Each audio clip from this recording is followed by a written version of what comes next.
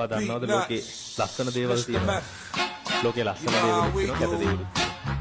දැන් මේ ගෑනු ළමයි ඉන්නෝනේ. අපි ගෑනු ළමයිට කොල්ලෝ කියන්නේ දැන් ගෑනු ළමයිට අපි දැක්කොත් එහෙම කියන්නේ මොකක් කියලාද කියන්නේ?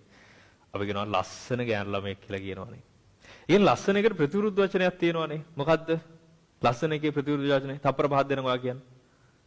හරි. තප්පර පහයි කැතයි. ඒ කියන්නේ ලෝකේ ලස්සන කෙල්ලොත් ඉන්නවා කැත කෙල්ලොත් ඉන්නවා. ඒක ඇත්ත කතාව. ඒකනේ. හරි. ඒකනේ බියුටි සැලූන් මෙච්චර වැඩි වෙලා තියෙන්නේ. හරි. එතකොට කොල්ලෙක්ට අපි කියන්නේ මොකක් කියලාද? ගෑනු ළමයි කියන්නේ කොල්ලෙක්ට කියන්නේ කඩවසම් නැත්නම් අපි කියන හැන්සම් කියලා. කඩවසම් කියන එකේ ප්‍රතිවිරුද්ධ වචනයක් දන්න කවුරු හරි ඉන්නවද?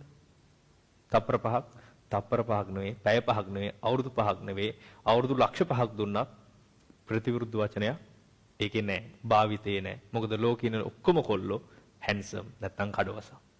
Se acabó.